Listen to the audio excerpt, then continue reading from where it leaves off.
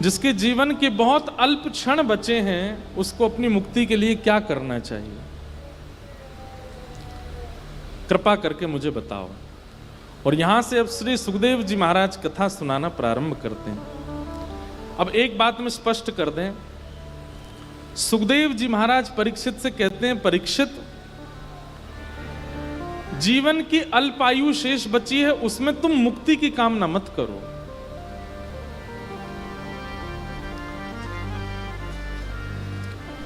मुक्ति प्राप्त करने के लिए बहुत लंबे समय की आवश्यकता नहीं है। अंते नारायण स्मृति, आपने जीवन भर चाहे जो किया हो, लेकिन अगर अंतिम श्वास में गलती से भी नारायण मुख से निकल गया तो जीवन भर का सारा चैप्टर क्लोज कर दिया जाता है, सारे पाप नाश कर दिए जाते हैं।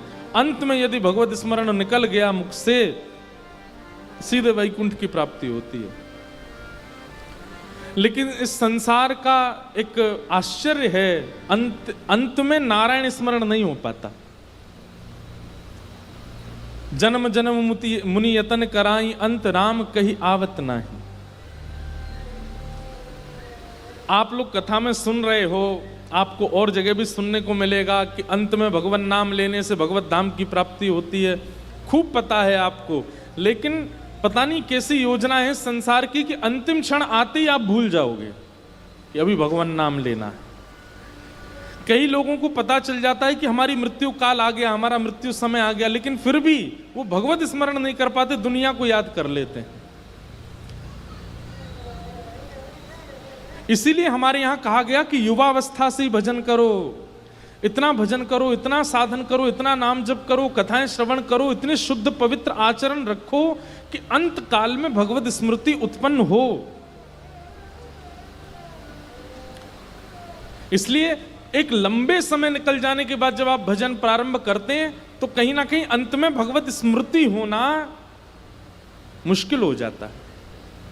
लेकिन वही भजन युवावस्था से, बाल्यकाल से प्रारंभ किया गया होगा तो अंत काल में कुछ और याद ही नहीं आएगा, ठाकुर जी याद आएंगे, भगवत स्मृति होगी।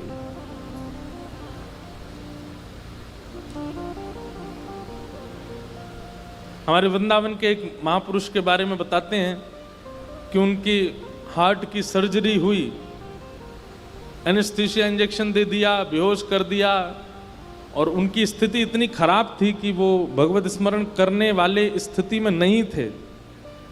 लेकिन उन्होंने जीवन भर इतना वृंदावन का भजन किया, इतना वृंदावन को ध्याया कि जब उनका अंतिम काल आया, एनेस्थीसिया इंजेक्शन लगा दिया, पूरा यहाँ से हृदय उनका खोल लिया, डॉक्टर लगे हैं अपनी चिकित्सा करने, और उस स्थिति में भी प्राण तो उनके चले गए ऑपरेशन के बाद, लेकिन डॉक्टर बोले जितनी देर ऑपरेशन चलता रहा, मैंने पहली बार किसी पेशेंट को ऐसा देखा, उनको और कुछ होश नहीं था, लेकिन उनके मुख से अपने आप निकल रहा था, श्री वृंदावन, मेरो वृंदावन, प्यारो वृंदावन, श्री वृंदावन।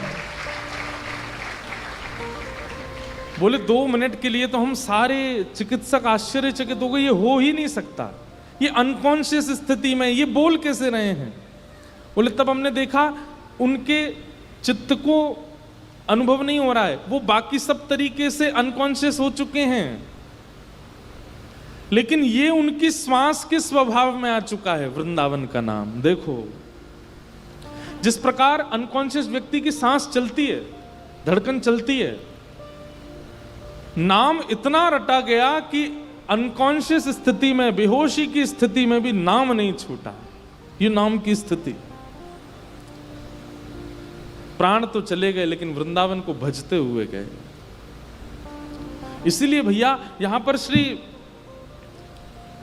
शुकाचार्य जी महाराज वर्णन करते हुए कहते हैं कि परीक्षित, अंत काल में यदि भगवान नाम ले लिया जाए तो व्यक्ति ने जीवन भर चाहे जो किया हो उसको मुक्ति मिलेगी, क्योंकि उसने अंत में भगवत स्मरण कर लिया। तुम्हारे जीवन के 7 दिन बचे हैं, 7वें दिन के अंतिम क्षण में भी यदि मैं आ गया और तुमसे नारायण नारायण बुलवा दूंगा तो भी तुम्हारी मुक्ति हो जाएगी। लेकिन तुम्हारे पास 7 दिन बचे हैं, इसलिए तुम मुक्ति की याचना मत करो। मुक्ति तो 1 सेकंड में मिल जाती है, 7 दिन की आवश्यकता क्या है। तुम्हारा ये प्रश्न लोक हित के लिए तो अच्छा है, कृतो लोक हितम नृप, लेकिन तुम्हारे अपने लिए ये उचित नहीं है। तुम वो बालक हो जिसके गर्भ में जाके ठाकुर जी ने रक्षा की है। परीक्षित हाथ जोड़ के कहते हैं, भगवान तो फिर मैं क्या करूं? बोले तुम मुक्ति की कामना मत करो, भक्ति की कामना करो, भक्ति की इच्छा रखो। मुक्ति का मतलब तो मृत्यु के बाद ठाकुर जी का दर्शन होता है, पर भक्ति का मतलब तो जीते जी ठाकुर जी का दर्शन।